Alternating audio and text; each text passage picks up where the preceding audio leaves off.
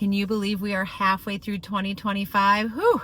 Hey friends, it's Sami back with another episode of The Daily Dash. That's right, it's everything you need to know from around the world and in my life, straight from my car dashboard to yours. Today is Monday, June 30th, 2025. Let me tell you what you need to know so you're in the know wherever you are, whatever you're doing. You know, I may need to change that up because I am guilty of not looking at the news again. I want to bring you more positive things, but right now I'm just working on being consistent. And so I'm showing up, and I thought I'll just share a few things off my heart as opposed to news that you can get from a number of places. Speaking of, that was one of the things, one of the messages I heard this weekend was about discipleship and the difference between kind of being discipled and guided instead of just basically being careful who you're listening to, who you're surrounding yourself with, where you're getting your information from. And information is just that. The pastor that spoke was saying, you know, he read so much when he was in seminary, and yet because he had to read so much, he was never really given enough time to let his body and his mind absorb what he was reading or let it transform him. So sometimes we can be really big consumers of information, but we don't let it change us and we don't let it transform us.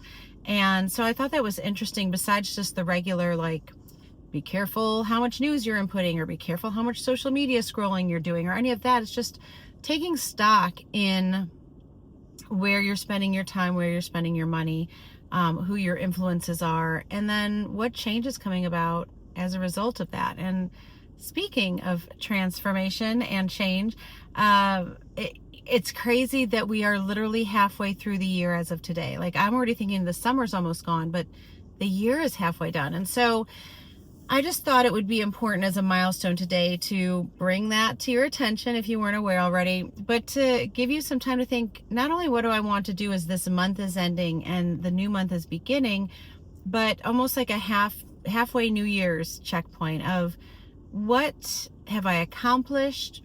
Who have I impacted?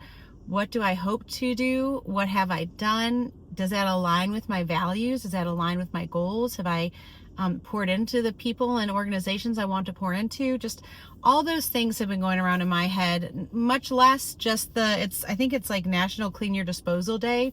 All those things of like, have you changed your air filters? Have you cleaned your your like garbage disposal, your filters on your washing machine, dryer, cleaned your gutters, like all those things. If you haven't done some of those major home maintenance type things, just know that 6 months have gone and it might be time to do that. So awareness is all we're spreading today. But let me just stop and pray.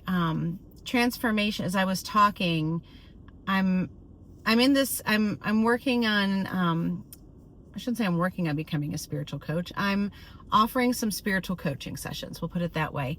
And one of the things why I'm leaning into that is because it's something I've been doing for a while. And one of my other friends just kind of named me as that.